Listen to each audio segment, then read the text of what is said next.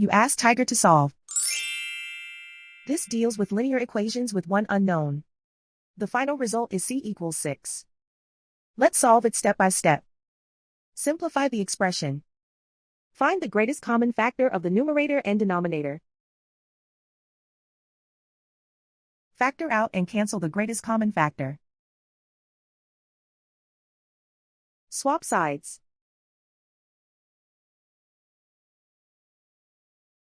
Isolate the c. Multiply both sides by 3. Group like terms.